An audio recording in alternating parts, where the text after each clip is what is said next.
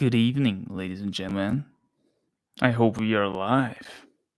I think we are. Looking pretty promising here, I gotta say. No, we gotta get back into the rhythm a little bit. We had a little bit of a break here on the live stream channel.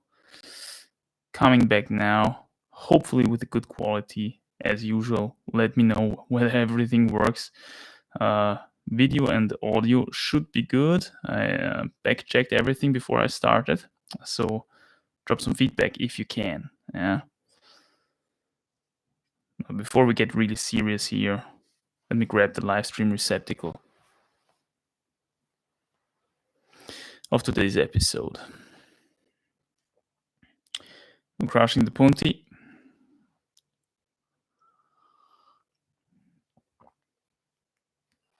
With some crystal clear tap water. Amazing. I had a couple of carbs, some complex carbs, I should say, some starches, polenta actually for dinner. And as we know, when we eat starches, as we digest the starches, we need lots of water, right? This is part of the reason why carbohydrates pull water into the body, because we, in the short term, not only in the long term, but also in the short term, because we want to actually get them across our intestinal walls. And for that, we need to, get rid of these chain links in between the sugar molecules, in between the glucose molecules, and therefore we need water to actually get into this into the junction between the chain links, right? And only if we push water in there, we can break these chains apart. So just to break the carbs apart, transfer them across our intestinal membrane, and then building them back up together in the form of glycogen in the muscles. When we build them back up together, of course, the water is freed again, and then we usually go peeing big time, getting rid of this water again. And we just have this water as a shuttle, so to say, to shuttle the carbohydrates into our body, which is kind of interesting, really. But yeah, it works. Anyway, I had a couple of carbs here before dinner.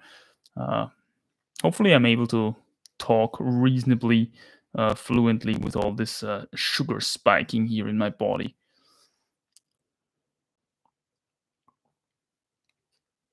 How are you doing? First couple of people are cruising in here. I hope you're fine out there. Crazy times, man. How are you doing? I hope you're fine. We're definitely fine here, at least. Family is doing great.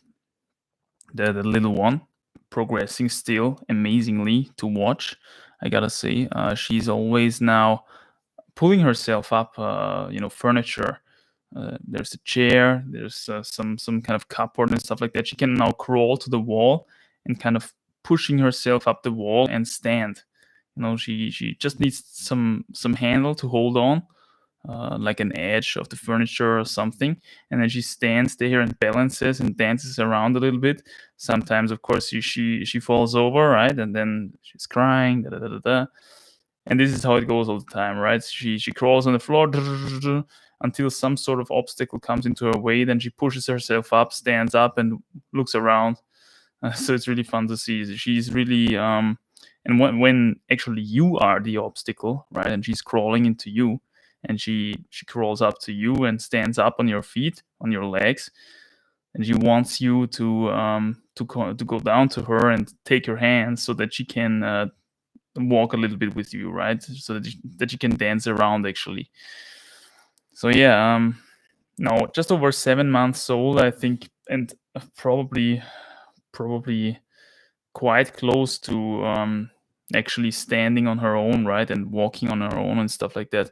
But she's very light, so I think she has a very great advantage here compared to heavier kids, right, who just have to carry much more weight than she has.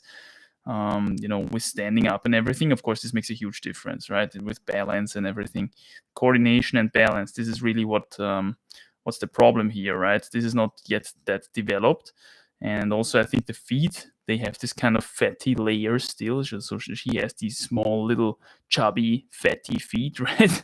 Which don't really yield a lot of stability yet. When we take it feet of adults, they are a lot flatter and a lot bigger, of course, a lot more surface area. Well, it's, of course, easier to balance things out on these kind of feet, right? But anyway, yeah, it's interesting to see the little one progress. First couple of people are cruising in here. That's cool to see. Now, training wise, I was so close to just finish off my repeater cycle that I'm on right now. Damn, my goal now is to make my routine, which I've shown you in the main video on the channel, I think, for 1 hour, 3 minutes rest in between the sets, one set of half crimp repeaters, followed by one set of 3 fingers open repeaters, 3 minutes rest between the sets, and keeping that pacing up for 1 hour, which leads to, I think it was 8 sets, 4 fingers half crimp, 8 sets, 3 fingers open. And damn, I just I just lost it at 40 minutes, I think, for the 3 fingers open. With 4 kilograms of bonus weight. So my goal with this kind of repeater cycle was to be able to hold this routine for 1 hour with 4 kilograms of bonus weight. I already did it with 0 bonus weight, with just body weight. But just 4 kilograms of bonus weight makes the whole thing a lot harder. It's crazy, man. Yeah. So yeah, I just lost power at 40 minutes in with 3 fingers open, and then also subsequently on 50 minutes in on the 4 fingers half crimp, which is crazy because I could always do the 4 fingers half crimp to the end with body weight. Yeah, and now here with 4 kilograms of bonus weight, this again, it goes to show how much difference it makes, man. Just 4 kilograms, that's not even 10% of my body weight right now. This is quite far from 10% of my body weight actually at the moment. Yeah, it makes a huge difference. I just read a couple of feedback here. Torben Busiek back on stream. What's up, man? How are you doing? All fine, he says. The quality. I hope it really is. Your microphone is cracking, I think. Maybe it's my speakers, of course. No, it shouldn't be. It shouldn't be cracking. Trying my best here to sort everything out.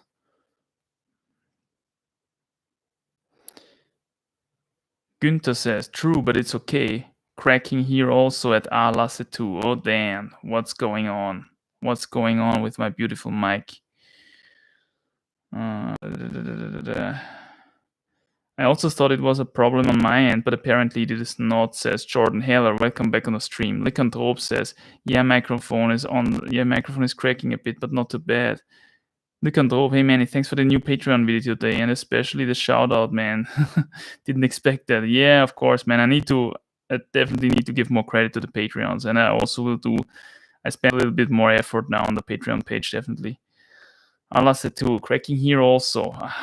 That's annoying, man. I back checked it. I did my best to, man. So let's do another test. I'm gonna make a little bit of a recording here with the QuickTime player and see how it is. New movie recording. So testing the mic. I hope everything is fine.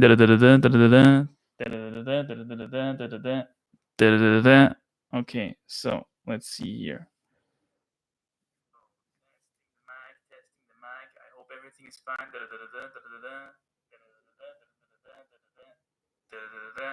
Okay, so it's crazy, man. The QuickTime player gives me just perfect feedback. So it seems that I can't really do anything about this. Yeah, I can't really do anything about this. Hopefully, it's not too bad. It is really, and I'm back checking the streams also after I'm streaming, of course, yeah, just to see if everything worked out. And sometimes it just worked out perfectly. On other days, though, it didn't work out as perfectly. Although, in the pre-checking of the stream, everything just worked out. I don't know, man. You just have to be a little bit. It didn't crack when you check. Okay, Interesting. So maybe we should have the QuickTime player running in the background all the time. We could do that. Let's try.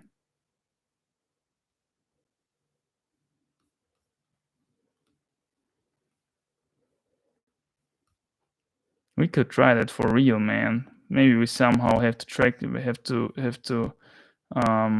trick the system here. Okay. So now it's better. It simply cracks a bit here and there. Yeah, man. I really tried my best here. It seems that I can't really do anything about it. Maybe it finds its balance with time, and then everything works fine. Hopefully, right? I see that we also have a little bit of flickering on the screen. Can you see that as well? That would be interesting. That's, I think, due to the lamp, which is still burning in the kitchen, which is a little bit of a tube, a neon tube, and I think this the frequency is getting kind of picked up by the camera a little bit.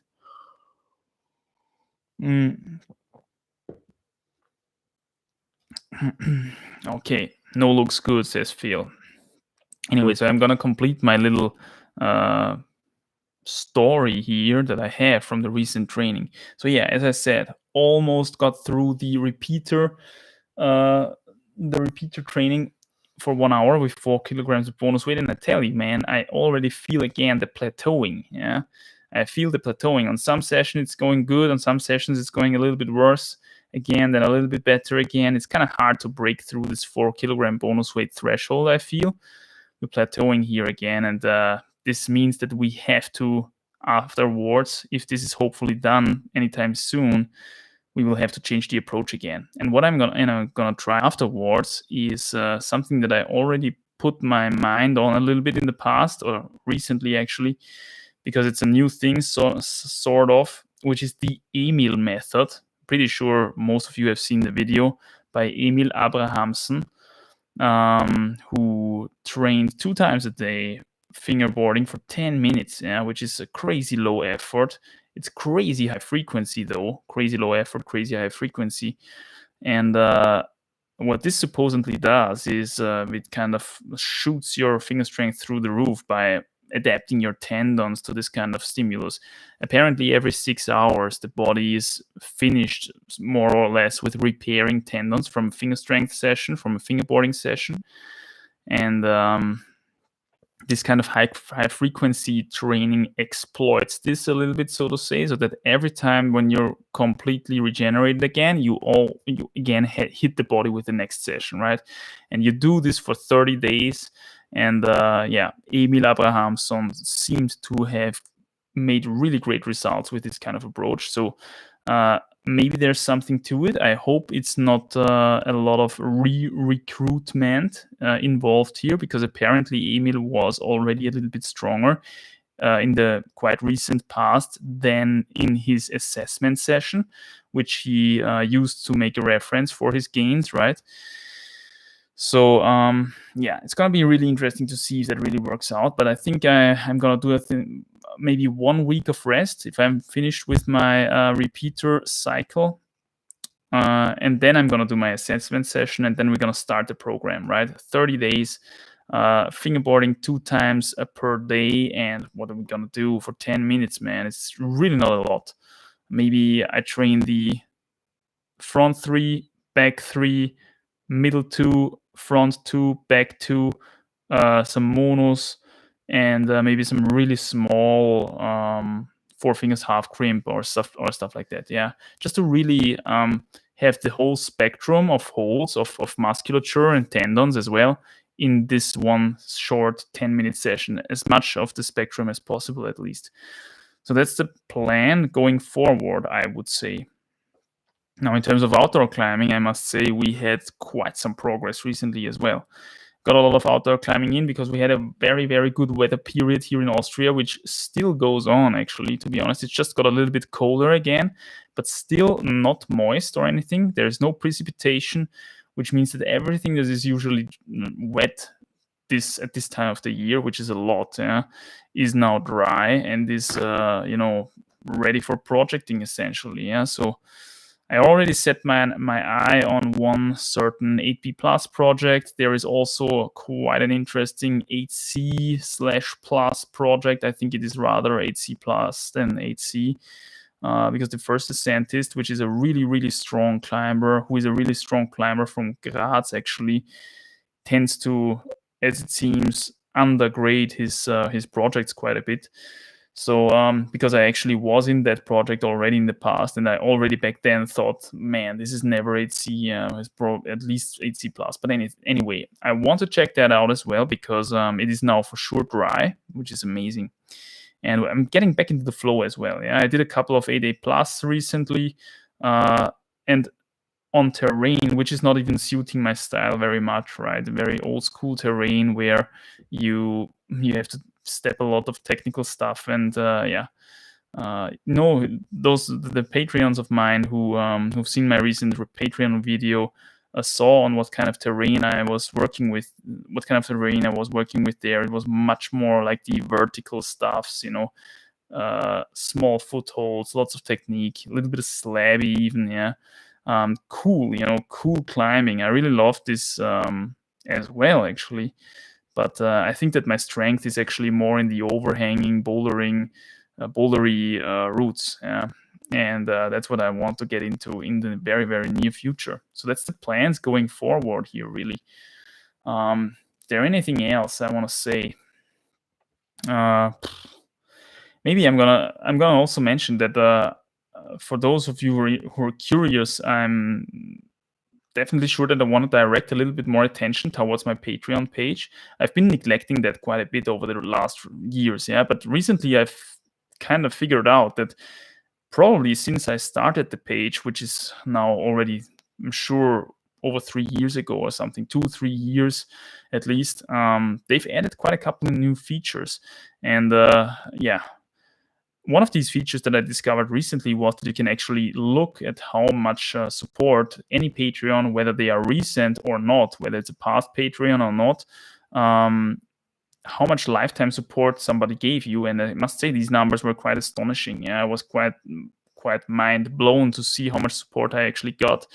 And to have nothing special for these kind of people, it's kind of odd to me. It's kind of weird. I want to give something special back to them to reward this support, so to speak. And that's why I'm gonna post a couple of videos here and there. I think Patreon exclusive content, especially the in-depth ascent analysis of sport climbs and boulders. I think they are gonna go there because they are quite high effort, and usually they are longer videos, and they don't get a lot of views on YouTube anyway, right? But by a core audience, they are very much highly appreciated. So if you're very into this kind of stuff, I can recommend you my Patreon page, of course, yeah, which is where this stuff is going to go to in the future. It's not so much in line with my usual, content policy. I like to have the free flow of knowledge. I'm pretty heavy promoter of free speech, as you might know if you've been following me for longer.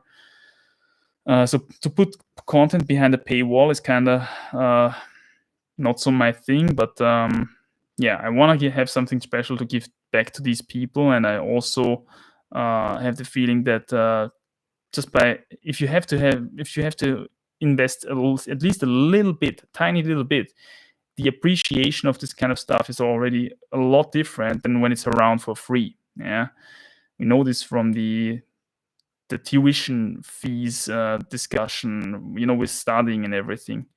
When we study, for free, it's like, okay, yeah, we study on the side. We don't really direct a lot of effort into it. But if we actually have to pay for it, man, you can be sure that the people learn more diligently and study more properly, so to speak. And I think that the same thing is true for this kind of subject. If I post it to the Patreon page, a lot less people are going to see it, but they're going to dig the content a lot more. And it's going to, in the end, the net appreciation is almost the same, right? So yeah, this is what I wanted to say. If you guys want to support me, I know I get these comments from time to time. I get messages from time to time. Hey, why is there no super chat available? Blah, blah, blah, blah. It's because this channel is still not monetized. You need 1,000 subscribers to monetize your channel. If I could do this at some point, I would be able to enable the super chats. Now I can't, which is not a big deal, really. Yeah, I mean, super chats would be cool, but in the end, it's not a big problem. Yeah, if we don't have them, just would be a cool feature to make your messages pop out in the chat and everything. But yeah, who cares? If you want to support me anyway, you can check the Patreon, or you can just simply use the little PayPal link that I have below my videos on the main channel. Yeah, this is a little online tip box where you can throw in stuff. So yeah, apart from that, I think there's everything. That's pretty much everything new that I wanted to mention here at the beginning of the stream. Is there anything else? Of course, if you're here, drop a like on the stream. Very much appreciated. Gets it a little bit better into the algorithms and everything. More people are gonna eventually see it. Could be useful. Man, we're already 20 minutes in and haven't even answered any questions. Sorry if I'm rambling here for too long. So let's get into the questions finally.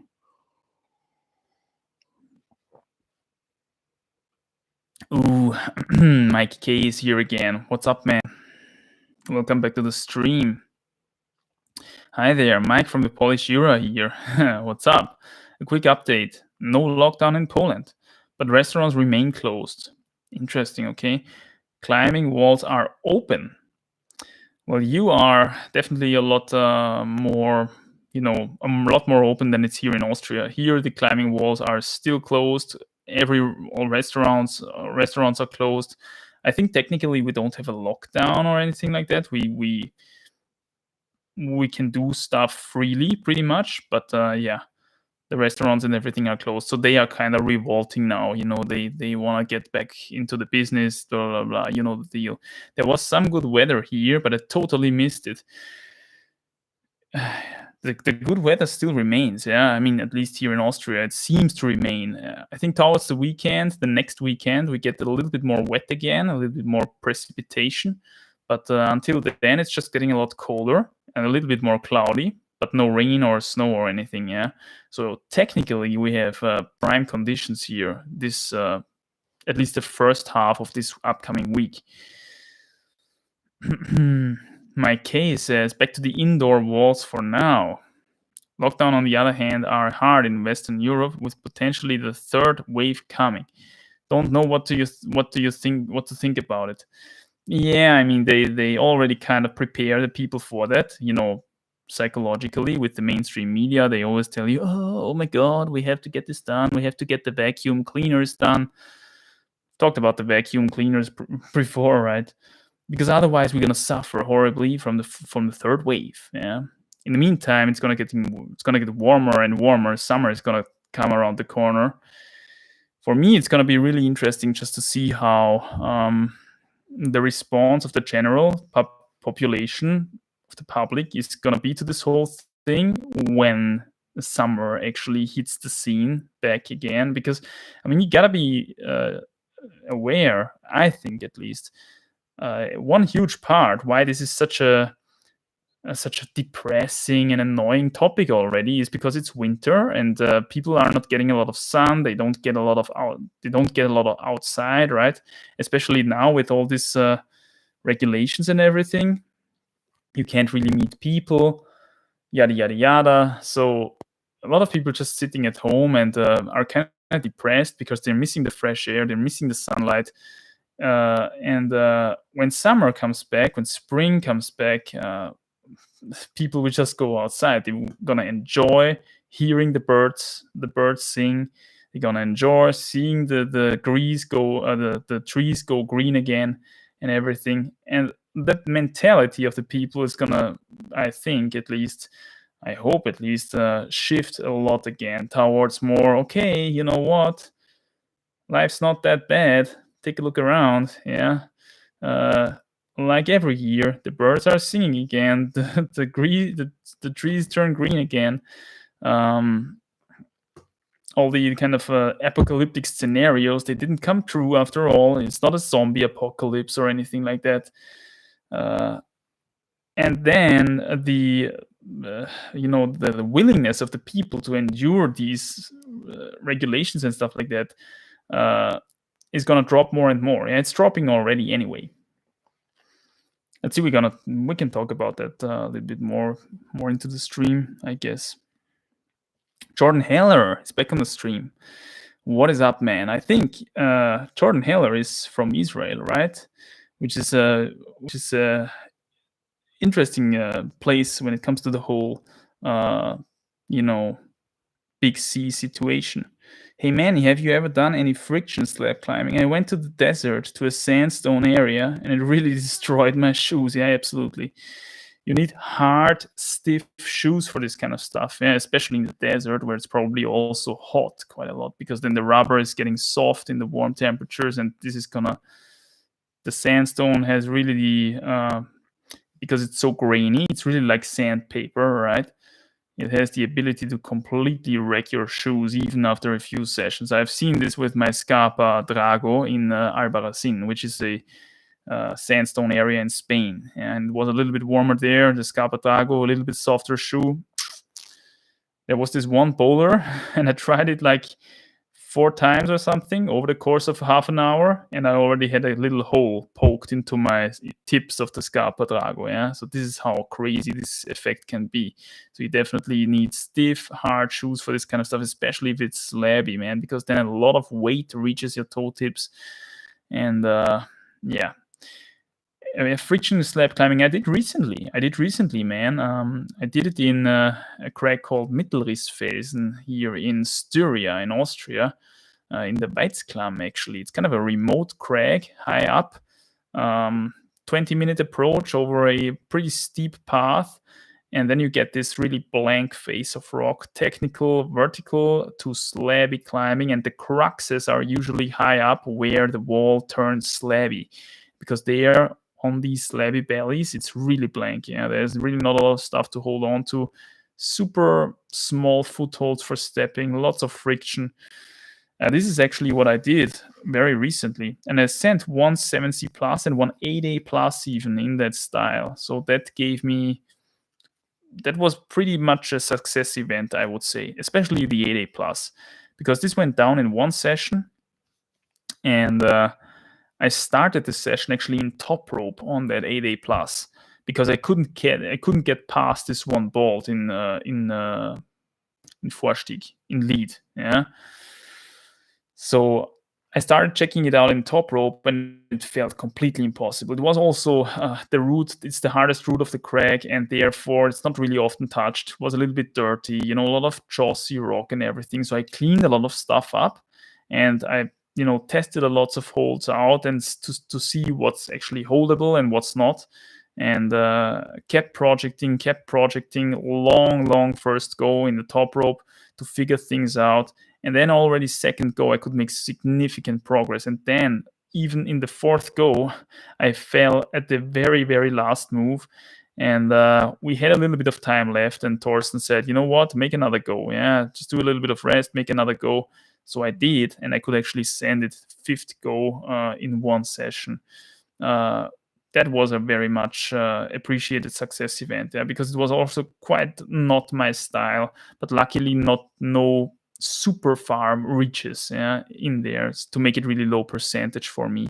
And in the end, I think 8A plus is quite a correct grade for this thing. But at the beginning, it felt like, holy crap, what's that? 8B plus or something? It's also a quite old school crag. And we know how these kind of old school grading can turn out sometimes, right? So, yeah. So that's what my recent climbing experience on technical and slabby stone looked like. Deus Sigue Natura. That's a new name. That's a new name on the stream. Welcome to the stream, my friend. Hey, Manny. Do you think strength can improve your technique in any way? Absolutely. Absolutely. And I would say that this is something that is actually often overlooked by people. Because the general story, the mainstream story is, okay, the more technique you have, the less strength you need for climbing, right? Technique kind of compensates strength. However, one truth is as well, certain strengths actually even first allow you to use certain techniques. Yeah? For example, if you are strong on holds, on hand holds, you will find that stepping high from these handholds, okay, so you're standing there, two handholds, two footholds. If you're really strong on these handholds, stepping high is gonna be a lot easier than if you're just super on your limit on these handholds. Like picture you're on your limit on these handholds and then try to step high with one foot. It's gonna be a lot harder than if you would be just chilling on these handholds and they are just super big. Yeah, imagine you're having jogs. Stepping up high from a jog in your hand is easy. Yeah, so this is something that's often overlooked when people say, yeah, you just gotta get your feet higher. Yeah, you're just gonna step higher. Yes, but for this person, the handholds that for you might be good are bad. And then stepping high is a lot harder. Why? Because of course, if you release one foot and you're pulling it up, you're putting a lot more weight into your fingers, first of all. And also by leaving the other foot below that, you're having one foot down a lot and one foot very high. That means you have to put your lateral abdominal muscles a lot under stress. Yeah, and this kind of then shifts weight from having it quite equally distributed between your two hands. It shifts weight quite a lot on one hand more. Yeah. So if this hold is bad and it was bad for you in the first place already, it's going to get even harder for you to hold it as you step up high. So just something simple like stepping high is not only due to flexibility. Of course, it is due to flexibility as well. If you're very flexible, well, then stepping high is going to give you a lot less resistance in your legs, and you have to, put less stress on your lateral abdominals to pull that leg up. Hence, you get less distribution inequality in your hands with the handholds and stuff like that. Yeah. So of course, flexibility helps with mitigating this effect. But even if you are flexible, putting a leg up high is gonna put more stress on your holds, and if your holds are bad for you, then this is gonna be harder. So something simple as stepping high is of course impacted by your power. If you have a lot of power in those holds, stepping high from these holds is gonna be a lot easier. Yeah. Another thing, and this is actually somewhat related with that, is something that I call the cat jump, which is a technique which is super cool if you can do it because it can save you a lot of time. And that's essentially, so picture you making a big move, handhold wise, okay, big move, and then you match and you have your feet still far below that. Now you could, of course, okay, release left foot, step a little bit higher, release right foot, step very high, release left foot and step equally high as the right foot, and then you've made progress in height again with your footholds, and then you can move with your handholds again. What you could do instead, if you have a lot of power on these two very high handholds, is you just simply pull yourself up and kind of jump onto these upper footholds, or maybe only onto one specific foothold that you just happen to need for the next move. You could just jump up there, hit it perfectly, and make the next move. And this is going to save you a lot of time, of course, compared to just stepping your way up like on a ladder. Yeah. It's going to save you a lot of time if you're able to jump up there and hit it properly. Now, of course, this is a lot easier if you have a lot of power in those two handholds that you're holding at the top, right? Also, hitting that foothold while jumping up is obviously going to be a lot easier if you have a lot more control in your handholds, because you can direct a lot more coordinative attention of your brain into your legs, and you don't have to concentrate on holding on so heavily. Yeah. Power influences your. There is a good saying by Adam Ondra. I think it's in some very old video of his where he still was very young. He said something like, "It's a lot easier. Yeah, I know I have good stepping technique, but it's a lot easier to step accurately and quickly if you have a lot of power." And this is just very true. Yeah? If you're having a lot of power and if you don't have to direct so much attention towards holding on with your fingers, with your hands, you can actually concentrate on your footwork a lot better, a lot more, and you can do things like the cat jump, like stepping very high, all of these cool things like fast, precise stepping. All of this is only possible if you have the freedom in your concentration to do that. If you're focused on holding on, which is what you have to, if you're weak in your fingers, well, then you have less room for this ideal technique. Yeah, so there's definitely something to that. Phil says, before lockdown, I was really pissed. I think. Should that mean?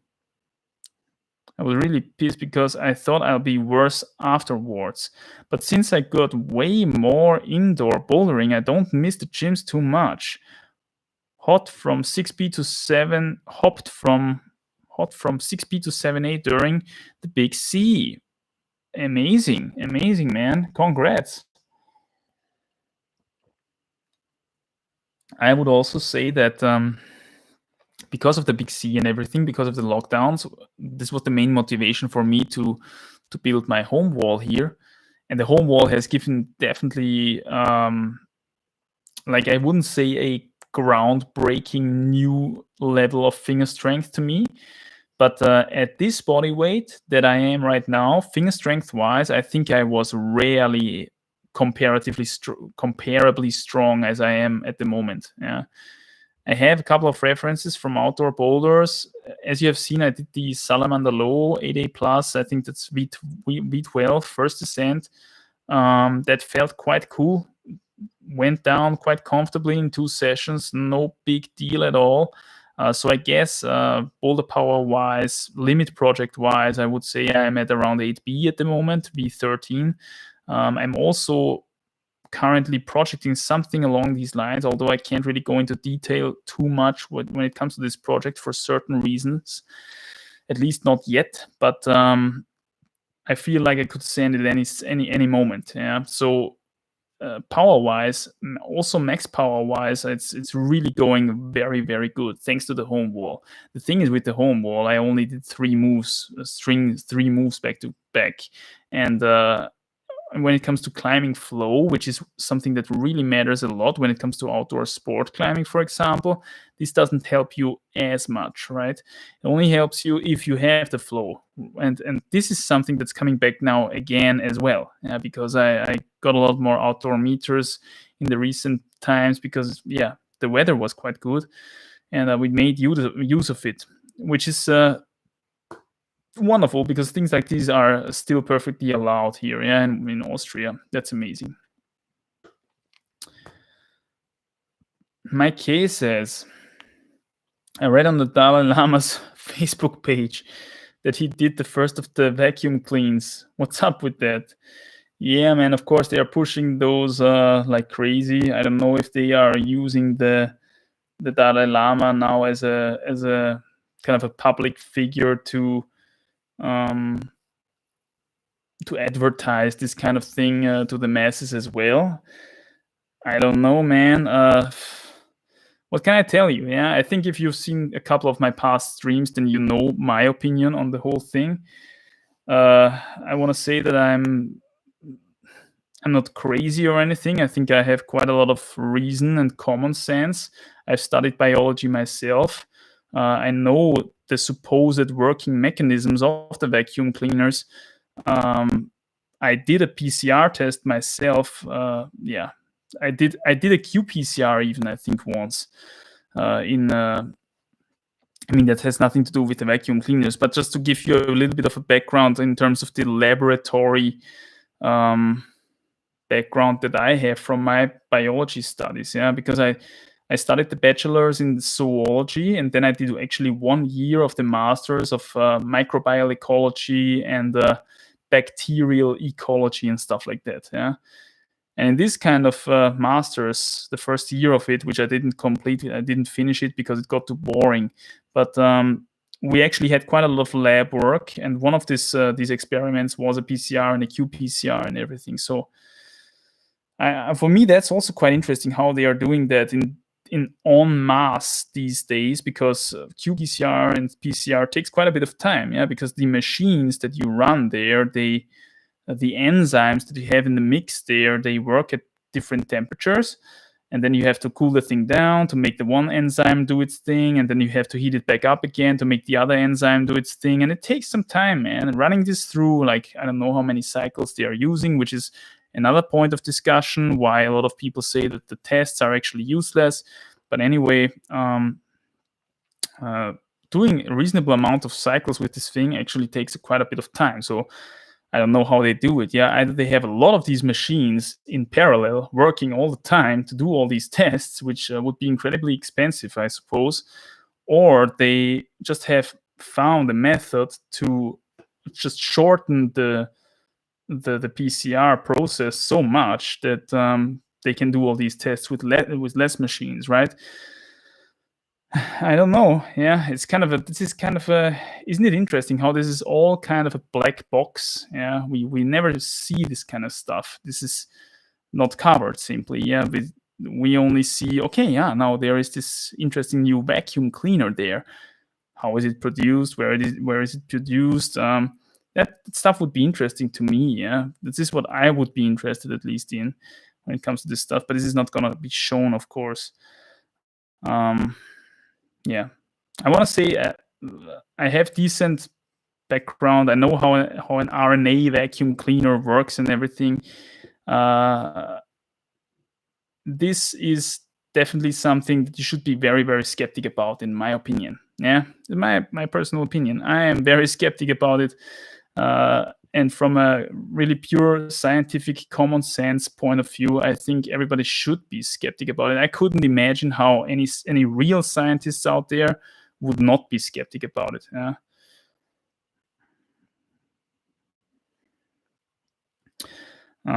Okay, so let me just the chat jump down here a little bit. Phil says, "I'm curious how it will translate to the gym, though." You mean the power? Yeah. Jordan Heller says, "In my country, we just got fully released from the lockdown because we have elections soon, and the PM wants to be re-elected." The Prime Minister, Benjamin, the Benjamin, he likes to be re-elected. Yeah, of course. Politics plays into the stuff as well, yeah. Arlasetu says, "Many. I'm training side split, and after some progress, I have hit a plateau. I also can't find info on how far you need to stretch pain-wise.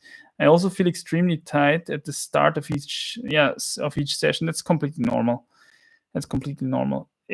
Your tightness at the start of each session, or in general, actually has a lot to do with what you eat. By the way, if you're having a very high carb intake, you're gonna feel a little bit tighter. If you're, for example, fasting, or you're on a very low carb diet, which is something that I have experimented with in the past as well, you're gonna feel a lot stretchier and a lot more flexible in general, from the get-go.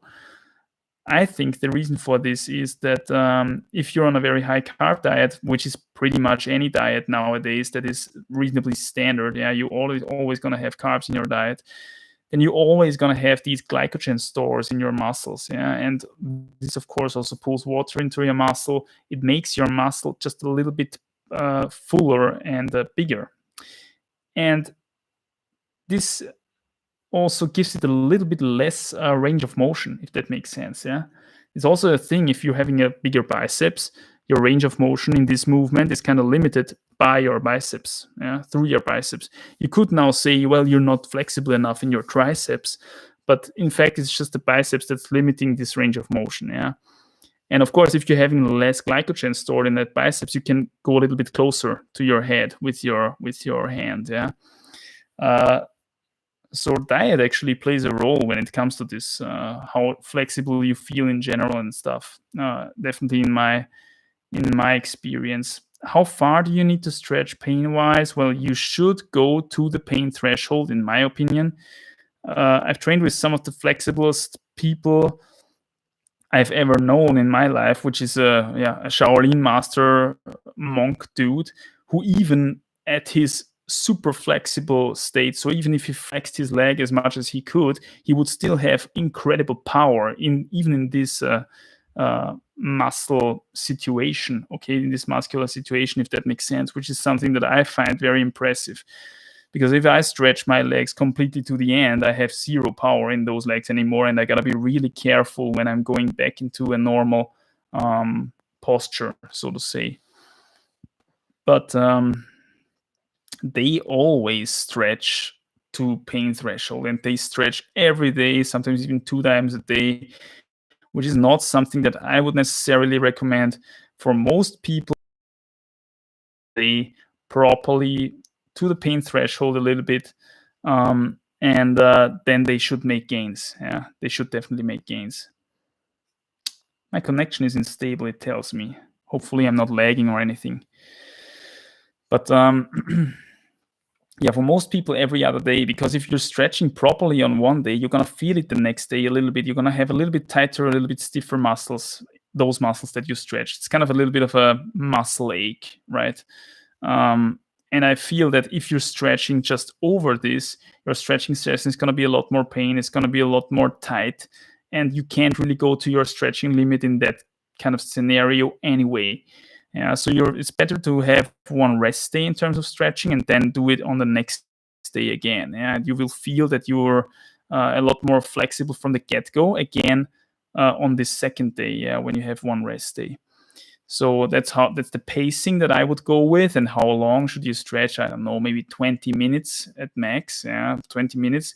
2 times, go 2 times to your limit on all the stretches that you want to attack. Yeah. So if you want to get better at the side split, you just do the side split once. Then you release it again, you're shaking out your muscles a little bit, do some different stretches, and then going back into the side split one more time, because you're going to feel, of course, in the second time, since you already have stretched it quite a bit, you're going to be able to go a lot deeper into the stretch and really go onto the limit where it's really doing something for you. Yeah. So 2 times everything. This takes 20 minutes maybe, and then the next day resting, no stretching, and then day after that stretch again. Yeah, this is how I always did it, and this is how I made amazing progress. And you don't have to be a freaking ballet dancer or something for climbing. Okay, being able to do a side split is amazing. More is not necessary. Being able to do a front split on both sides is amazing. More is not necessary, I would say. Yeah, personally, of course, more flexibility, you could say, is always helpful, but is it really? Yeah, I mean, sometimes we also have heel hooks where we have to be really tight with our muscles, and we want to have power in the muscles. You don't want to be all loosened up there, yeah, so to speak, quote unquote.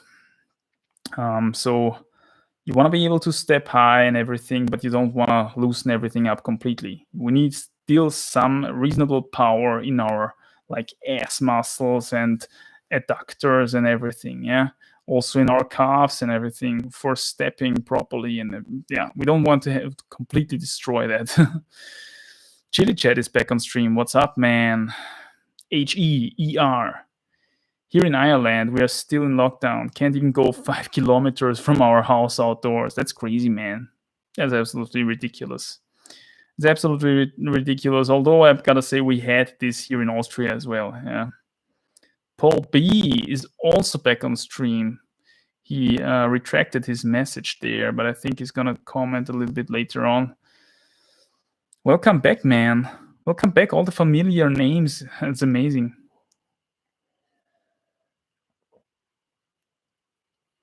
To 6B/plus. Height 171, 8 plus 1, around 54 kilograms. Wow, that's not a lot. Any thoughts on my progress going into 6C and beyond? Yeah, go for it, man. Boulder indoors once, twice. So these are bouldering grades. Then this is actually pretty amazing progress. I boulder indoors once/twice and climb routes outdoors once a week. Also a problem, I can dyno in gym boulders, no problem, but find it difficult to do in outdoor routes. Feet won't launch properly and handholds are so small. Yeah. Maybe it's also a little bit fear of falling involved there. Yeah. Be honest with yourself, and if there's fear of falling involved, do a little bit of fall training. I see this very often with people, with beginners. If they struggle to do dynamic moves, they are usually having a little bit of fear of falling left there to deal with. Yeah. I think that if these are root grades, it's great progress. You could definitely go into 6C. Why not? I mean, if you're questioning, if you're asking the questions, you already know the answer, right? You probably should, because if anything, we should always attack grade respect. Yeah, this is what holds people back the most. I've talked about this a lot in the past. Yeah, just the mentality of, it's a new grade, it's so hard. Probably look at the distance between those holes. I think I can't even do that. Blah, blah, blah. No, okay, you just try it. Just try it, and then you will see, okay, it's hard, but it's almost doable. And then you go back onto it one more time, and then it's already doable. And this is how you erode grade respect. Okay, this is how you are eroding yourself up the grade ladder by reducing grade respect of new grades. So yeah, go for it, man or girl. Yeah. I think that for 54 kilograms for 171, 8 plus 1 is definitely not a lot. Yeah, I suppose you're a female. If you would be a male, you would be crazy light. Although, I want to say, Chongwon Chon, okay, still my all-time favorite at 176 centimeters and 52 kilograms. So that's a Soletti dude. Yeah, this is the the epitome of a Soletti man. In case you don't know Soletti is an Austrian like breadsticks brand with salt on it. So they use they sell these things kind of as snacks, for for watching TV and kind of stuff like that. And in Austria, someone who is just a stick figure, who is very ectomorph and super lean all the time and has struggled to gain muscle, we always call them a Soletti man, or we also like to call them a Lauch. It's a Lauch, which means a leek, like in the plant, the vegetable, the leek, because they're just so long and thin, right? So yeah, so much for that. Mount Diablo Beta says, at Jackie Wong, at this point, you should just be focused on gaining experience. Always helps, yeah, always helps. If you rush things, you might get injured.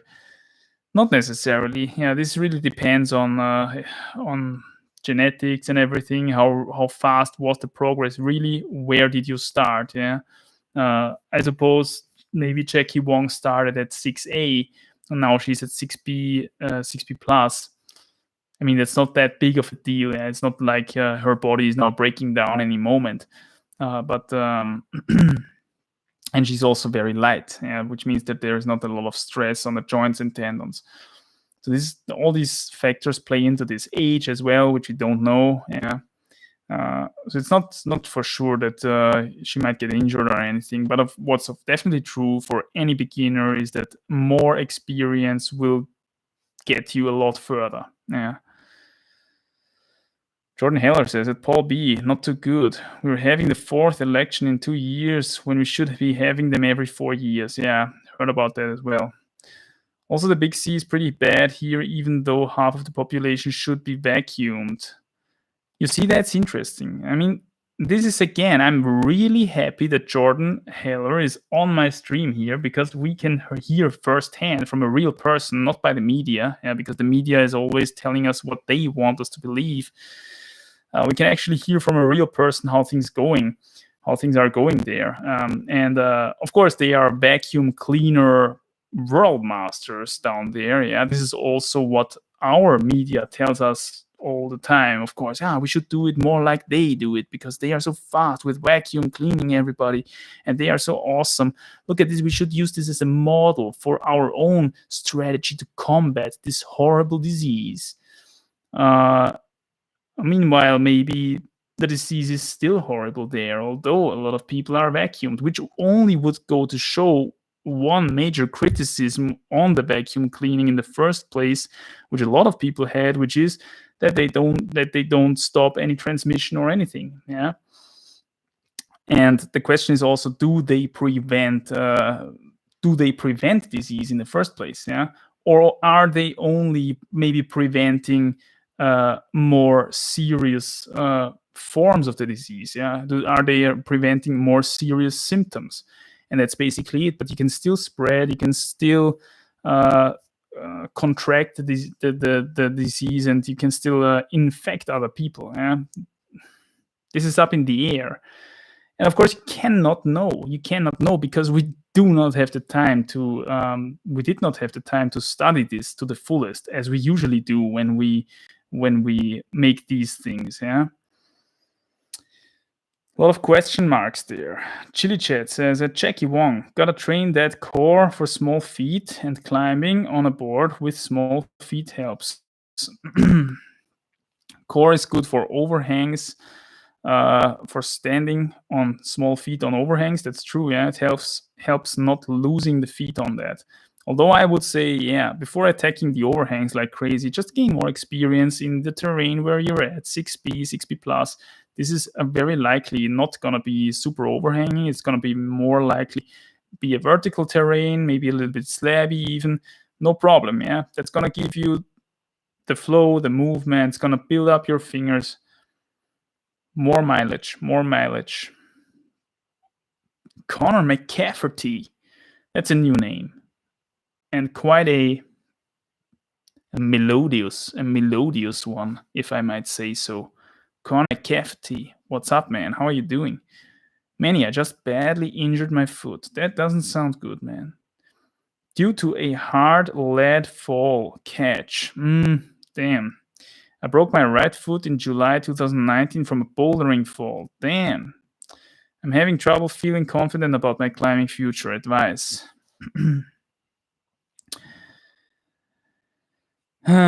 Yeah, that's a tricky one, man. The problem is that with the fall training and everything, one single bad experience can eradicate 100 good experiences. Yeah, I've seen this myself. I've witnessed this myself. I also broke my foot with bouldering, and that crushed my confidence on bouldering. I mean, also back in the day, I didn't have much bouldering experience in the first place, so there was not really a lot of things to crush there. But I was going quite motivated into this thing. Yeah, I wanted to try out bouldering for the first time outdoors, because I realized, okay, a lot of the really strong hitters, they all outdoor boulder as well, and I would, realize at this point in time for the first time that it's probably necessary if you want to climb your limit on the outdoors. On sport climbs, you always have to have decent experience on outdoor bouldering. Yeah. So I went into this thing super motivated, boom, broke my foot like on my third session or something outdoors bouldering. Yeah, because I did not have the experience. I did trust my spotters too much, which is a big mistake. Never trust a spotter. Only trust your crash pad, okay? Only trust your crash pad. Your crash pad is gonna save you. A spotter is not necessarily gonna save you. Yeah. If you have enough pads, just place the freaking pads properly. This is always your biggest insurance against heavy bouldering injuries. So much for that. I think this is the main security advice that I would give to new boulderers out there. Now, when it comes to already being injured and gaining back that confidence, well, what you have to do, and I fear this is the only way, you again have to rebuild the confidence. 100 good experience might have the ability to eradicate at least somewhat that one negative experience that you had once. My negative experience is still not eradicated. I'm hell of careful now when it comes to outdoor bouldering, and I should be, because it's freaking dangerous. It's freaking dangerous. The room for error, if you're doing everything right already, quote unquote, is a lot bigger still for outdoor bouldering than for sport climbing. If you're doing everything right on sport climbing, the room for error is pretty small. You're very likely, in very few cases, going to be so unlucky that you still get injured, although you're doing everything right. You're doing your knot right. You're belaying perfectly dynamically all the time. Your belayer is the best belayer you can have. If all these boxes are ticked, the room for error and for bad injury in sport climbing is very small. For bouldering, not so much. I feel there is a lot more circumstances where things can go wrong. Yeah, maybe you're slipping somehow badly, and you're twisting your ankle or something, even if you're landing on the crash pad.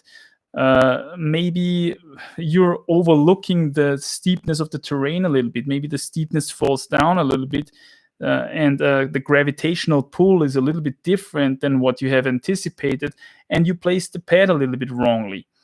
Things like this can happen still in bouldering, although you're quite experienced. And yeah, you gotta be careful. The room for error is still bigger here in bouldering, even if you're doing everything right. That's my personal opinion. Yeah, you gotta have these good experiences again.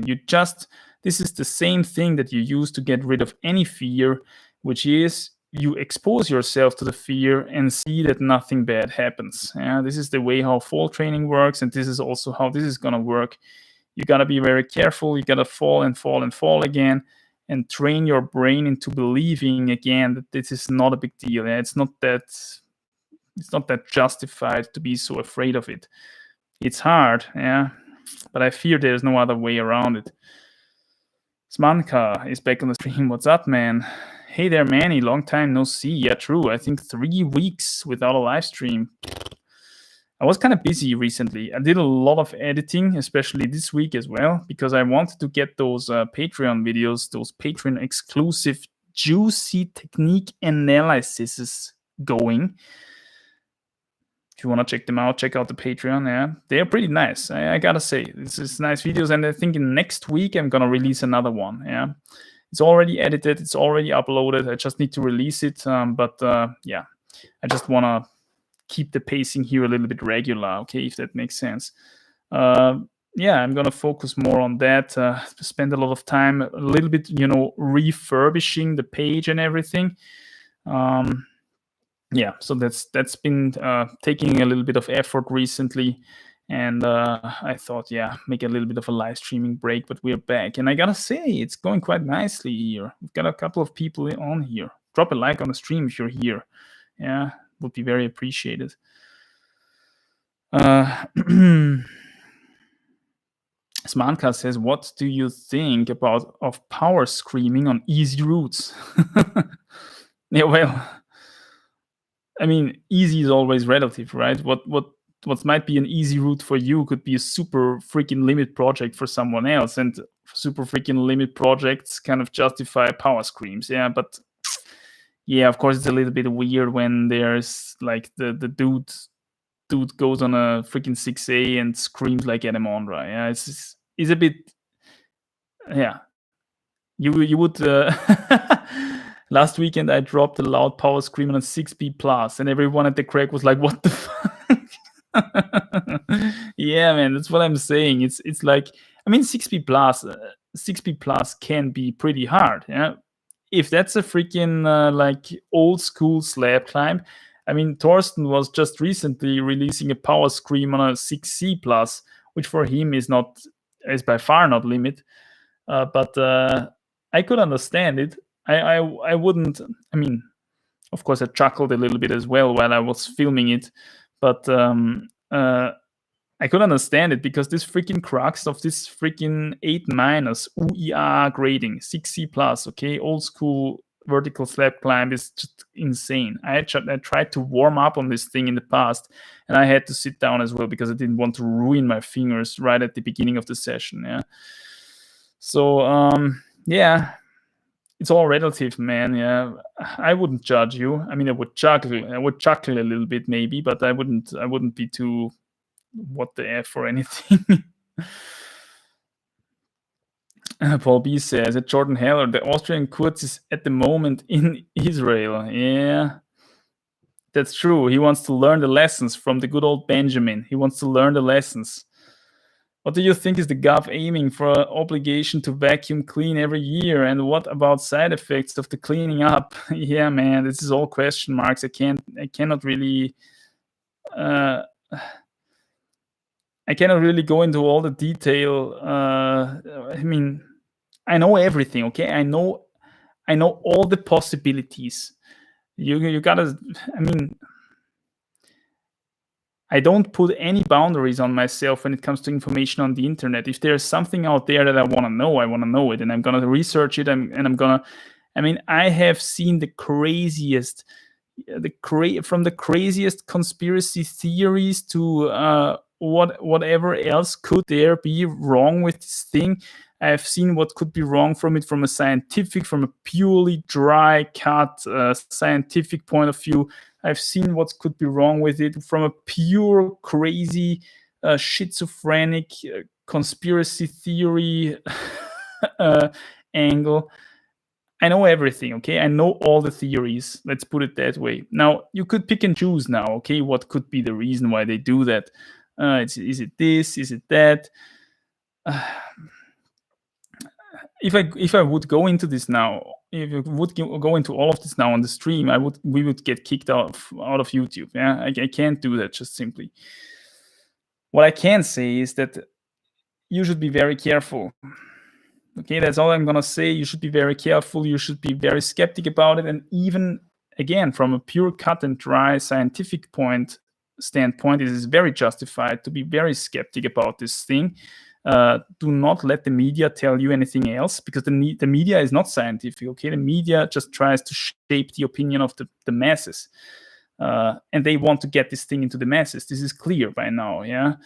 They're trying their best to do that before summer comes, because they know when summer comes, the people give even less Fs about this whole thing. And that's what we're going to see, how that's going to work out. Yeah.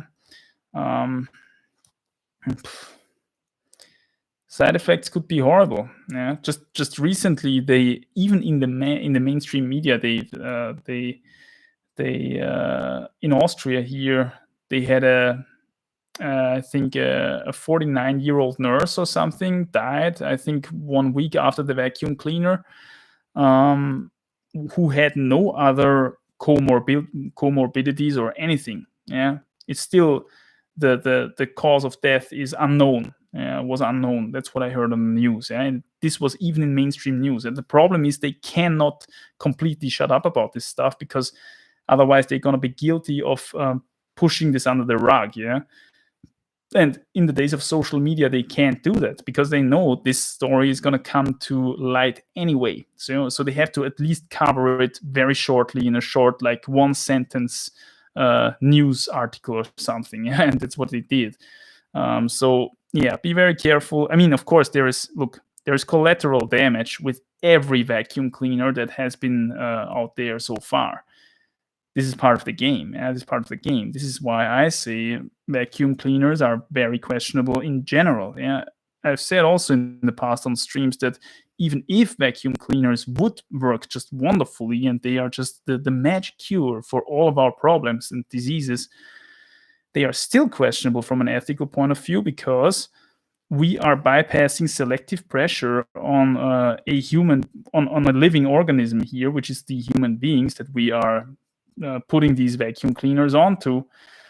And this is very questionable, because nature is always going to adapt. Yeah? And if we exclude us from this process, we're going to just get weaker and weaker and more morbid in the process, and more susceptible to new germs and new viruses, or what all the things that nature has in her arsenal to to test her contestants. Yeah. So yeah, it's questionable from a lot of angles. What can I say more about it? Jean Ramsès says, "Hi Manny, any training tips to hold the 45-degree slopers? Yeah, moist fingertips, for example. I can hold 200% of my body weight on a 20 millimeter edge, but I'm unable to hang the Beastmaker 2045 slopers. Do you think this is a technique problem? You should check out the 2 videos that I did on the 45-degree slopers of the Beastmaker 2000. I think one is called Finger Strength versus Gripping Technique versus Beastmaker Slopers. Has a lot of views, I think 400,000 views by this point or something. It was a little bit viral back then. And I went into my feeling that I had, when I wasn't holding the slopers openly, as usually people do it normally. But instead, I kind of half crimped the slopers. I could get a lot better results with my hanging time and just hanging in general on these slopers. Yeah, so this is something that you could try. Possibly you are also very light. Yeah, just simply very light people have in general a lot more problems with these kind of slopers because they are friction dependent. And being heavy actually helps. This is one of the few climbing holds where being heavy actually helps with holding them, as it seems. This is something that I get into in my second video on the Beastmaker slopers, which I think I called Beastmaker slopers solved or anything like that. Versus, I think, finger strength versus gripping technique versus body weight on the Beastmaker slopers. And this was my follow-up video onto this first video where I went into that, and I realized that if I would put bonus weight on my body, the slopers would be easier to hold. I mean, how crazy is that? Yeah, with no other climbing hold, this is the case. So we've got this interesting curve here where if we increase our body weight more and more, the slopers get easier to hold up until a point where you can't hold it anymore from a finger strength standpoint. Yeah, and this is then when you have surpassed the limiting factor of friction. Then the limiting factor becomes finger strength. Yeah, on a certain body weight, of course. But maybe you're just a very light person. Very light persons just can't get enough friction onto these holds to hold them properly. Yeah? In this case, try putting a little bit of bonus weight onto your body next session. Also try moisturizing your fingertips a little bit. Yeah.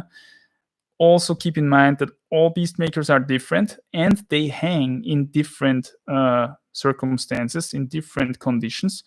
Some guy has it in their basement where it's super moist all the time and he finds his sloper is just super easy to hold all the time, while another guy has it in his flat and there it's super dry all the time from all the heating and he has super big problems to hang it.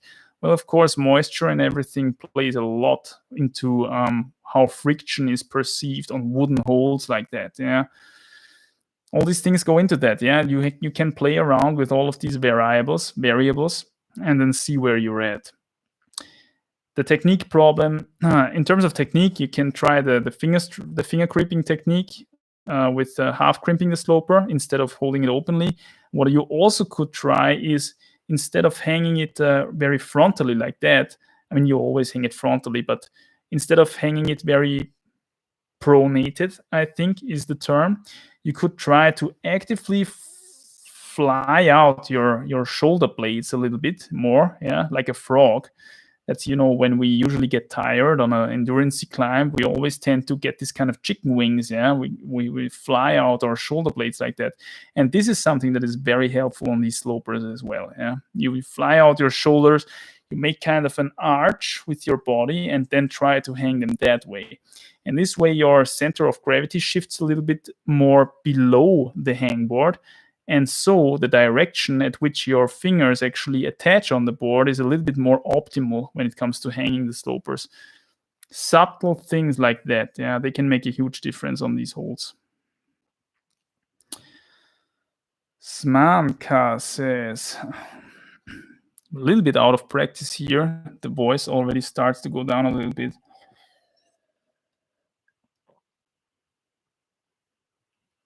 It's quite sad what the lockdown did to my performance. That's unfortunate to hear. I have no endurance and I've lost loads of strength even though I was training at home. Well, the problem is that no indoor training.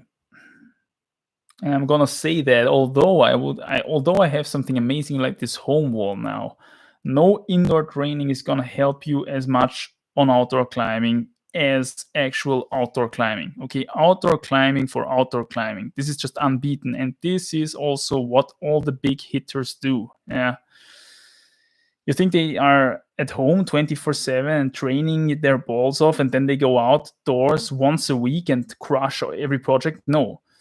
They go outdoors 4 times a week, and then they go indoors maybe once or twice a week or something, train something on the hangboard, something where they can track some numbers, and that's it. Yeah. Most of the time they still spend on the outdoors, and this is how they get strong outdoors. Yeah, bouldering and sport climbing. If you want to get strong for the outdoors, the outdoors is where it's at, and no indoor training can ever compensate for that as well as outdoor training.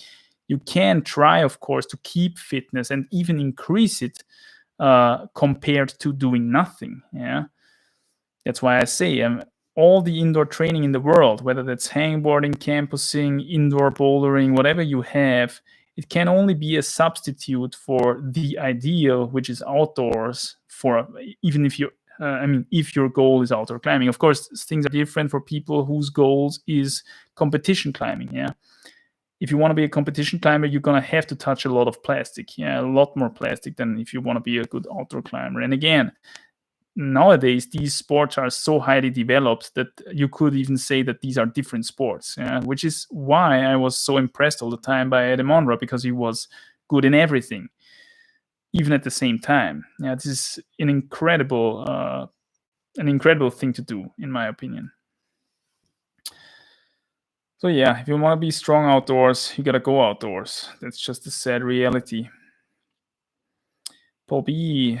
Jordan Heller says, at Paul B, I don't remember hearing that he was in Israel. Yeah, I heard it as well, that he wants to visit it. But I guess if the cleaning really will be shown to have a big impact, I will be fine with it. I'm generally not against the vacuums.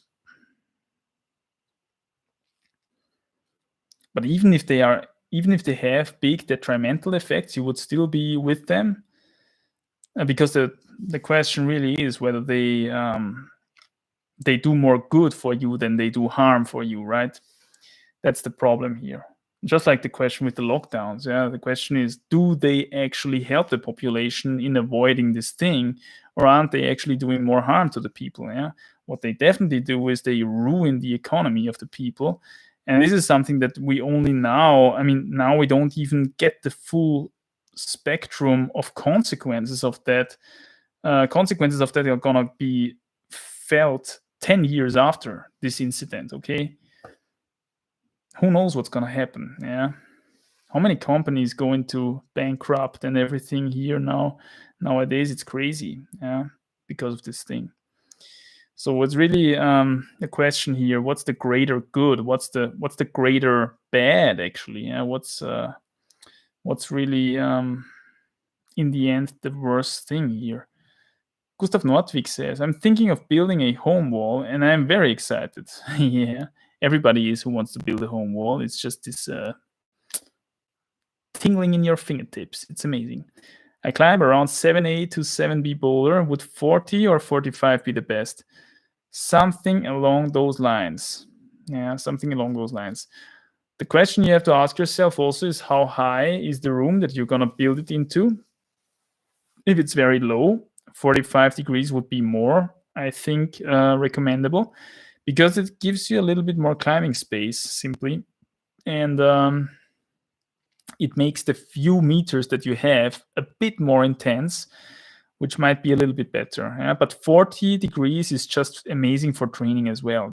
Really, the difference between 40 and 45 degrees is very minute. Yeah, you would hardly notice it, actually. You would hardly notice it. But it's just in terms of having the space and everything ideally used, ideal use of room and everything, I would go with the 45 degrees. Yeah. Penny, pray to Jesus. He will forgive your sins. Praise the Lord. Only with Jesus. With Jesus. Yeah, we're only with Jesus here. He's our Savior. Savior of the world. They call him Salvator Mundi. Pray to Salvator Mundi. Thanks, Penny, for reminding me. Jordan Heller, for now the cleaning isn't forced, but gives many benefits like no quarantine and being able to do everything without getting tested. You see, the thing is, isn't it kind of weird that you have to comply with their rules so that you get your freedoms back? I mean, these freedoms are given to you as a human being from the get-go, right? This is human rights 101.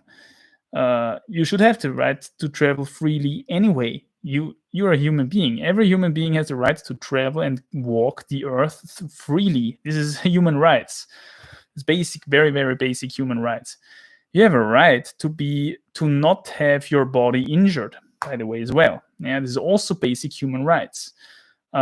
So what they're doing now is to take away one of your human rights, and then they say, well, okay, but if we can violate another one of your human rights, we will give you this other human right back. Then you can do everything with what you want to do again freely and everything. Yeah. I mean, where does this end?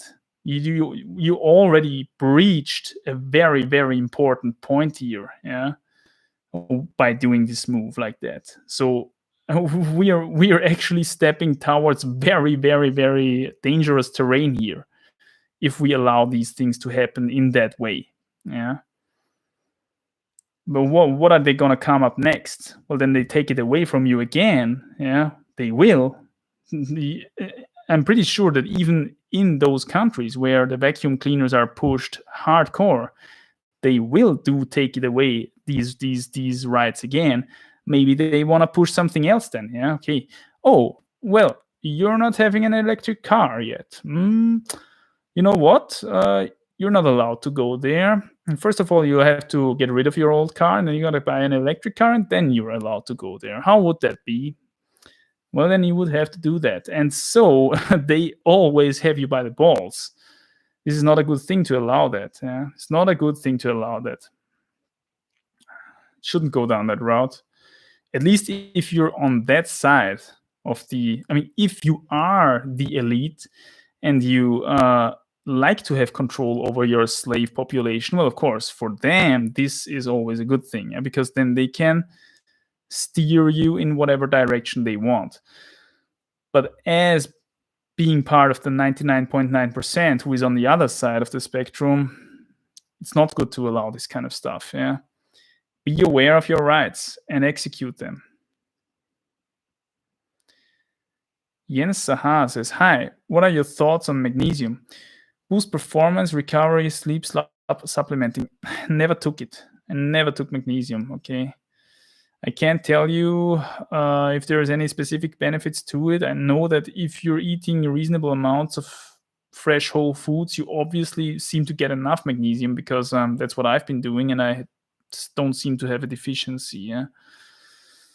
In general, with supplements like that, I would be careful, because I would say they rather induce imbalances than curing something magically. I would rather stay away from them.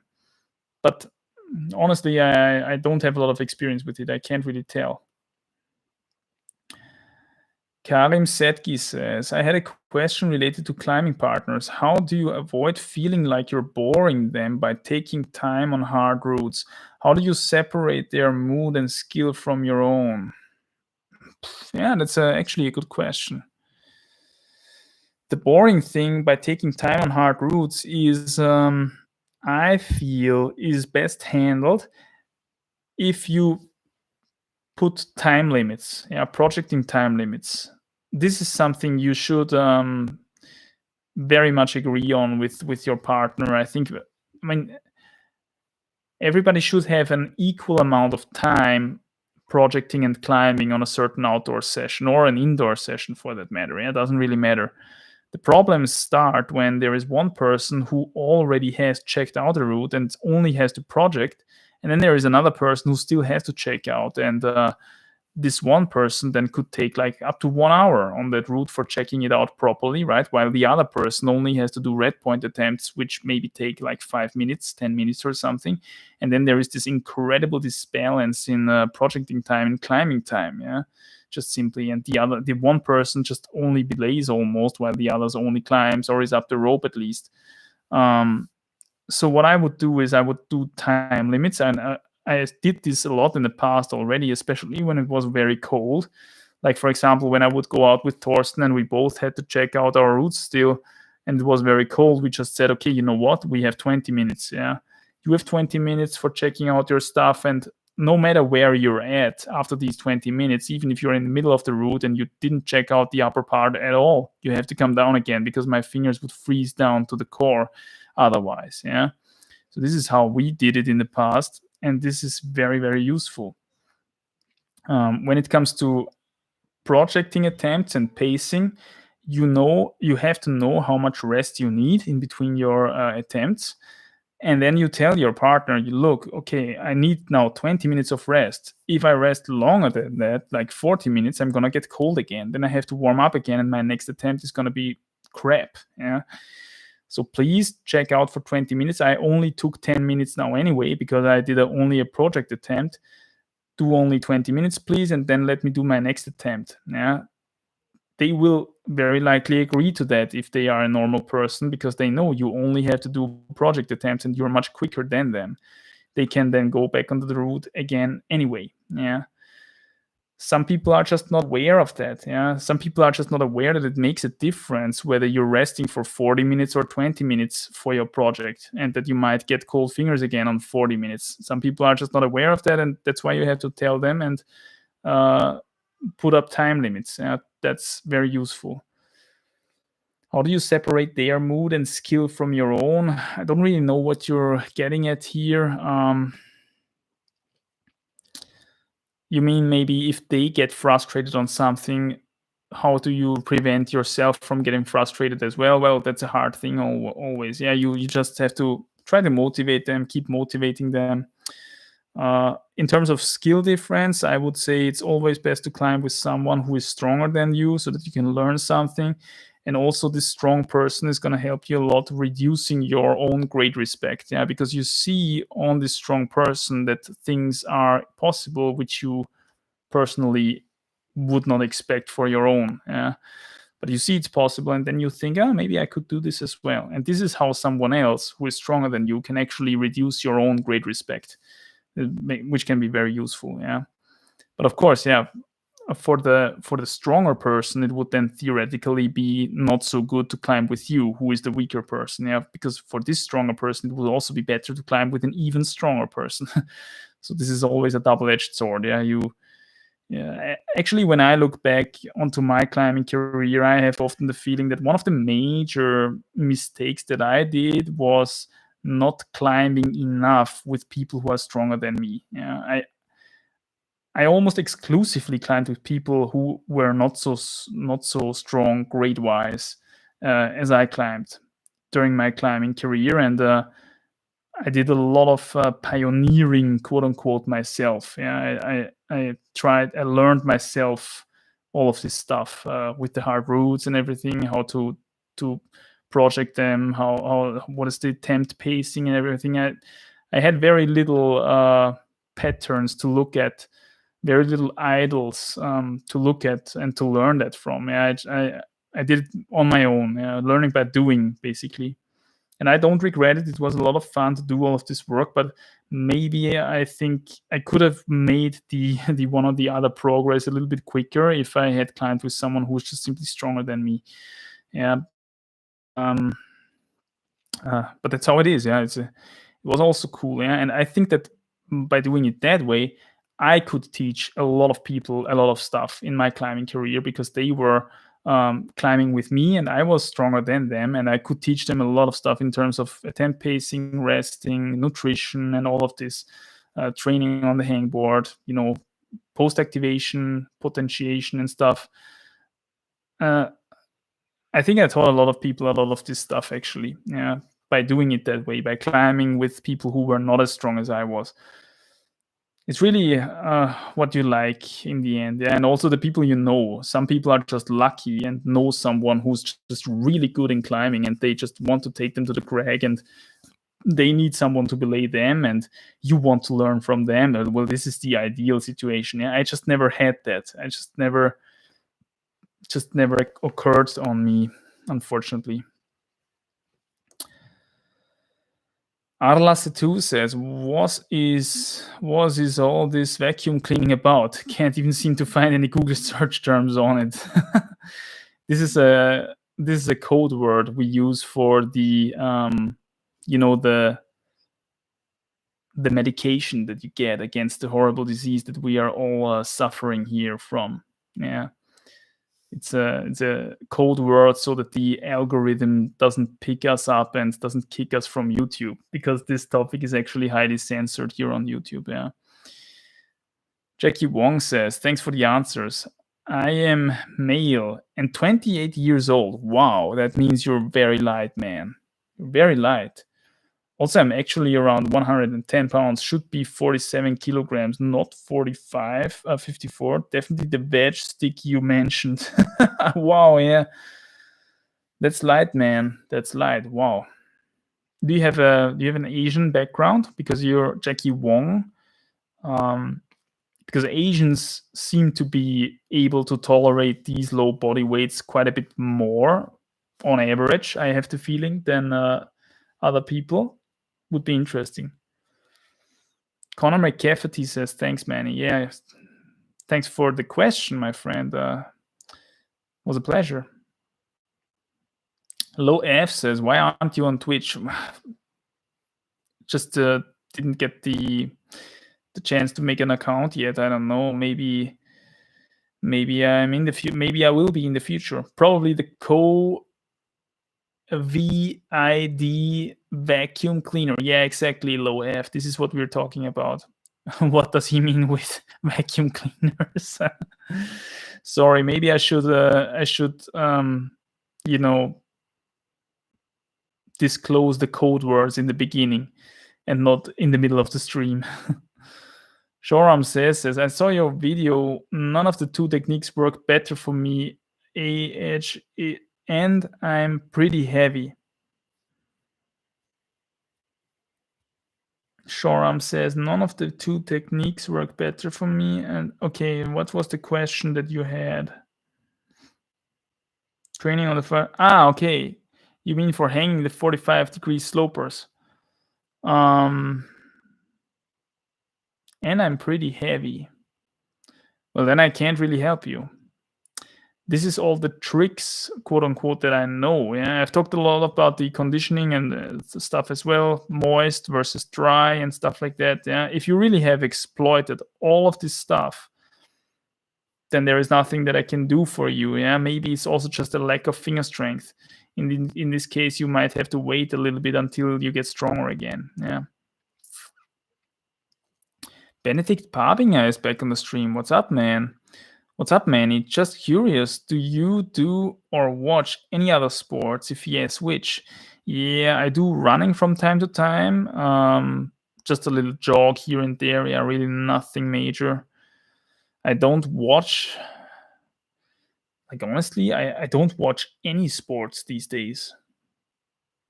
I do watch a couple of arm wrestling videos here and there on YouTube. That's basically it. I think I don't even watch climbing necessarily. Yeah, at this point in time, I just do climbing because I like the sport. But do I really watch it? Do I really, follow it closely and see how the competitions go and who first ascends another line there and there? No, not really. Yeah, it's more like a laid back approach.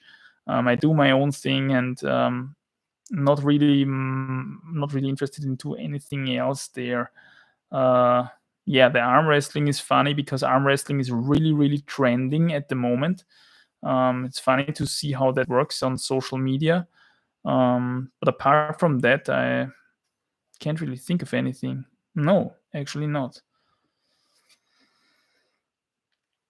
Connor McCafferty says, with my broken foot, I plan to hangboard as much as possible. My plan now is every other day. Do you think this is too much? Not necessarily.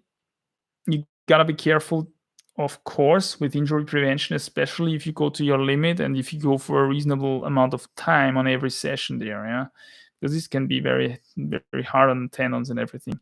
You can check out Emil Abrahamson's recent video about hangboarding every day, 2 times a day for 30 days, which is something that is possible as well if you do a very, very small impact. Yeah, he only does it for 10 minute sessions. So that's an interesting approach as well, I think. Yeah, just decreasing intensity like crazy, but increasing frequency like crazy. Supposedly something happens then with your tendons and stuff. Yeah, which could be interesting. This is actually something that I would like to try as well in the near future when I'm finished with my repeaters cycle. But do I think it is too much? Not necessarily. Yeah? It's depending on how much intensity you go with. Yeah, if you're training all of these sessions like 1 hour and balls to the walls, I would say for a beginner it's definitely too much. I always recommend at most 2 times a week if you do this approach and with other climbing. Now, since you don't have any other climbing now because of your broken foot, it might be just fine. Yeah. Noah S says, what do you think about the 753 max hang protocol? That means 7 seconds hanging and 53 seconds resting. I feel that 53 seconds resting is a little bit is not enough rest. I think it's not enough rest to do a proper max hang right afterwards. At least with both hands. I would rest at least like 3 minutes or something, to be honest. Yeah, when I do my max one-armed assisted one-armers, I rest for at least like 3 minutes. Yeah, I go by feeling there on these kind of sessions, but I want to be super strong on every repeat, on every move, I should say. So I want to rest as long as I need to. Yeah. So in that sense, 7 seconds, 53 seconds max hang is a little bit little on the resting side, I think. Jackie Wong says, yeah, I'm considered thin for Asian standards, not the skinniest though. Yeah, I thought about that. Noah S also says, Noah S, I think this is a new name on the stream as well. Welcome to the stream, my friend. And are you doing any sort of periodization at the moment? I go through phases. Yeah, I don't necessarily do periodization in a classic sense, but I go through phases. I definitely periodize my hangboarding training.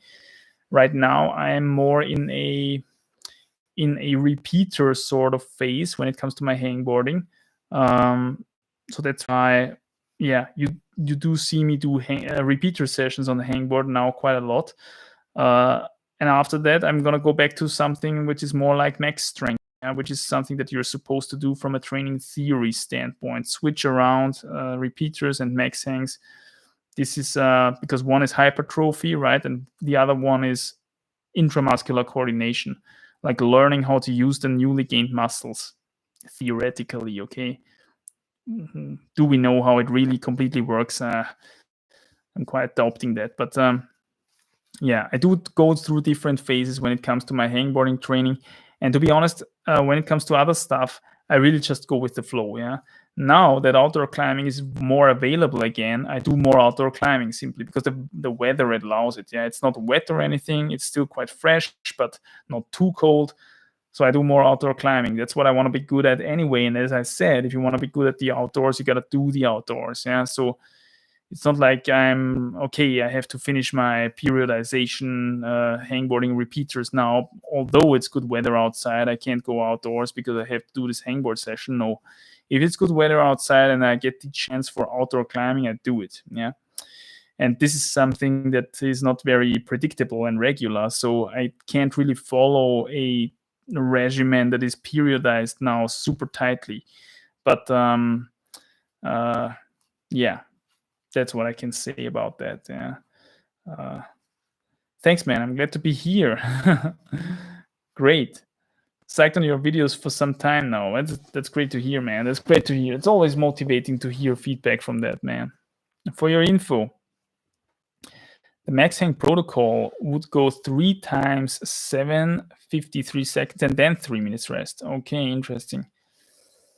Well, that could work out, because then at some point you at least get enough rest to be completely recovered again. I don't really see why you would not do just always 3 minutes rest. What's the point of the 3 times repetition, so to speak, compared to just always resting for 3 minutes? It's max hangs, right? So you would want to be as fresh as possible on every hang.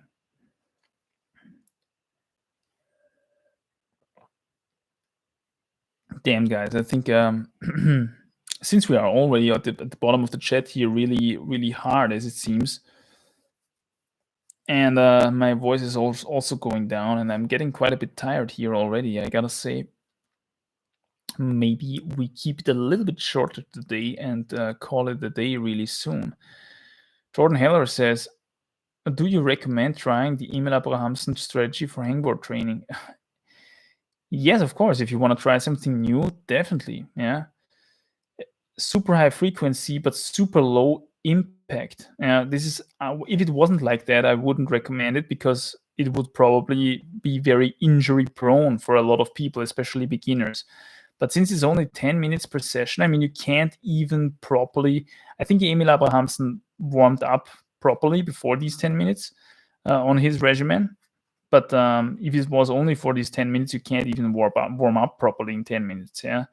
So from an impact perspective, it's very low impact, but it's super high frequency. And the thing is also, I mean, you gotta have access to a hangboard for all of these sessions. Yeah. So you gotta at least have a hangboard at home. If you don't have a hangboard at home, you're gonna have a hard time following this kind of schedule. Yeah, by Emil Abrahamsen. If you have, though, go for it. Try it. I will certainly try it. I'm kind of curious about it. His results were amazing, although I think a big part of his results was recruitment. I've talked about this previously, because also people mentioned in his comments that in his assessment session he was actually weaker than just a couple of weeks before that. Yeah, so there might be some re-recruitment involved in his results. Still, even with re-recruitment, the results were pretty impressive. Yeah, so there might be just something to it, and we're gonna find out. Noah S says it's from Cameron Hurst. Okay, interesting. And do you know what his strategy or his theory is behind the rhythm? Does he have any reason for going 3 times very close to each other and then only then do a longer 3-minute rest? Because I suppose then your second and third max hang, quality-wise, they are gonna be a little bit below your first max hang, right? So what's the deal with that? What's the advantage of doing it that way? Jackie Wong says, can you talk about making up your own problems in early days? In early days, what do you mean with that? In your beginner days or what? My sequences created by the head are often weird or impossible when actually trying. Okay. Well, this is something I fear. This only comes with experience. Yeah, when it comes to problem setting and finding grades and problems that are actually suitable for your training, is very experience dependent. You need to have just experience with different terrains, overhangs, to know what's possible and what's not possible. Yeah. What I can say is that any new mileage helps. Yeah, and also do just preset problems. At a beginner, I think mileage is everything. I wouldn't even go so far to say you have to, even as a beginner, go to that system wall and create your own problems to train on and stuff like that. You just really don't have to train anything as a beginner. Just go into a freaking climbing gym and try to climb as many preset color problems as possible. This will get you the most mileage and therefore also the most progress, most likely. The same thing is true if a beginner wants to go on the outdoors, for example. I tell them, don't think too much about, okay, is the route bouldery, is the route endurance, is it a classic, is it, just go on the route. Yeah, try to climb as many meters as possible in a relatively, in a grade that does not frustrate you completely. Yeah. The beginner's state, it's a lot about mileage and getting just a good relationship to the sport to keep you going. Yeah, you don't want to frustrate you completely already at the beginning. This comes sooner or later anyway. Yeah, don't fear about that. This will come. Yeah, as soon as you're pushing your real genetic limits, this will come anyway. So don't use your beginner days to do that already. Yeah? Use your beginner days to do mileage and gain experience and build a good relationship to the sport. Just have fun. Yeah, do a lot of cool stuff. This is the phase of your sport where just by having fun, you will get the most progress anyway. And funnily enough, I think that this phase actually lasts longer than a lot of people think. A lot of people think, okay, man, I'm so close to my genetic limit. I have to project this route for 30 tries already, 5 days already. I can't send it. It's just not fun anymore. I have to train more on the hangboard. Da da da. I have to do this campus boarding here, training there, periodization, blah blah blah blah. When what they maybe should try or what could just work as well is okay, let the project be. I'm just gonna have fun a little bit more again. I'm trying different routes, maybe some easier routes on a different crag, just to have fun again, get back into the flow again. And people, if they do that, yeah, what's happening is quite interesting. They have a little bit more fun, they get a little bit more mileage in, and then they go back to their project. And with this flow, with this regenerated motivation, yeah, with this reduced frustration, maybe we should call it that, yeah, reduced frustration on this project, then all of a sudden they are able to climb it through, yeah, then they are able to send it. We get kind of stuck sometimes on certain challenges. Yeah, we get frustrated on it, we get kind of stuck, and we can train ourselves into failure that way. Yeah, if you're unsuccessful very often, you kind of train your body to be unsuccessful in that challenge, if that makes sense. Yeah, try to prevent that. Do not get accustomed to being unsuccessful.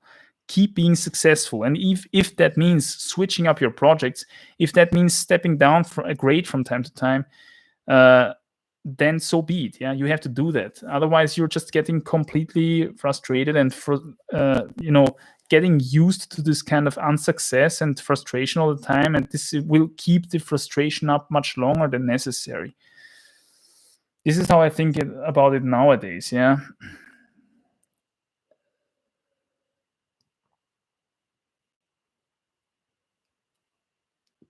Unfortunately, he does not state any reasons why he would choose these particular intervals, says Noah S. Yeah. What can I say? There might be something to it, despite that, okay? Even if he cannot name any reasons, maybe it has given him super good results. Who knows? From my standpoint, I can tell you if it's about max hangs, I want to have every max hang as high quality as possible, and that means I have a proper rest in between every single max hang. Yeah, for me, a proper rest is something along the lines of 3 minutes, even up to like 4 minutes or 5 minutes as the session progresses, and you need a little bit more rest to keep the hangs high quality. And at some point, then you drop off the face of the high performance anyway, and then you just close the session and call it a day. Yeah, because it doesn't make much more sense than to go beyond that anyway. All right, guys, I think I will call it a day now as well, because I can feel the voice already a little bit.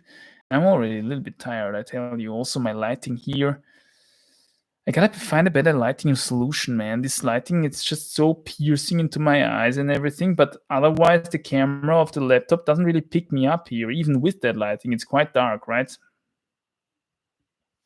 Yeah, that's how it is, unfortunately. What can I do?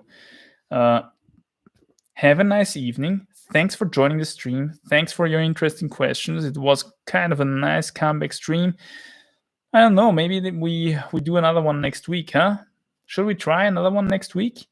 Let's do it. Just look out for the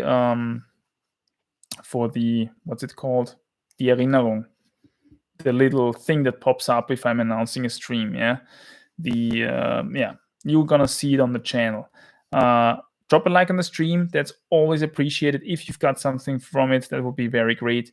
Drop your comments and suggestions and questions down below. Always appreciated as well. And good point. I have a feeling of getting stuck exactly, says Jackie Wong. Yeah, yeah, that's what I mean. Maybe I thought you can think about the next days. Have you ever thought about doing a Discord discussion? Not so really. Not so really, I gotta say. Yeah, I just like the live streaming format. Answering comments, that's just the easiest thing for now for me. Yeah, don't like to let things get much too complicated in that kind of stuff. I mean, who knows? Maybe it's not even complicated, but for me it is, because then I have to read myself into new stuff again. And there's so many opportunities and possibilities nowadays to do this with Discord and Twitch and whatnot. A lot of people recommend a lot of stuff. Yeah, in the end, you probably have to pick one and go with that. Yeah, and pull it through. And for now, I do it on YouTube. Yeah, I might do it on Twitch at some point, because Twitch is just the streaming site. Yeah, but for now, I don't need another account to manage and everything. Thanks for the questions. Thanks for sticking around. Was a pleasure to do the stream tonight. Have a good night, my friends. Stay strong, stay healthy as well in these crazy times. Man, I gotta say, we are having a hell of a ride here. I hope to see you soon in the next one. Stay strong. Bye.